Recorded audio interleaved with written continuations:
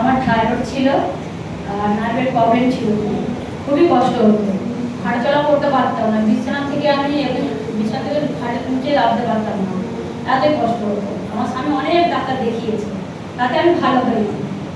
তাতে আমার স্বামী আমাদের যে নিয়ে যাওয়ার জন্য কোথাও বলেছে আমার বন্ধুরা যে তোমার বউ এত কিছু কাজ করে পারে না, আর এতই যন্ত্রণা হয়, তুমি তো এত ডাক্তার দেখাচ্ছ, ভালো হচ্ছে না, তুমি তাহলে নিয়ে যাওয়ার ব্যবস্থা করো, আমি সব কিছু করে দিচ্ছি।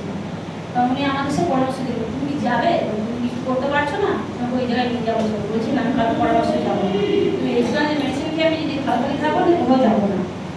কিন্তু একদিন আমি এই প্রোডাক্টটা আমাদের 9:30 টাকা পেলাম, পেতে আমাকে নিয়ে এসে খাওয়ানো, ডাক্তারও দেখাচ্ছে, ডাক্তারের মেডিসিন পেলাম, আর এই প্রোডাক্টটাও খেলাম।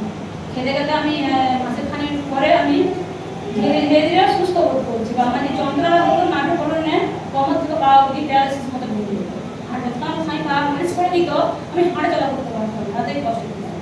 তারপরে পোশাকটা খাওয়ার পর থেকে ধীরে যখন বড় শক্তি পেলাম, তখন আমার এই পোশাকটা নেওয়ার জন্য জানালাম পোশাকটা হাতে নিয়ে এসে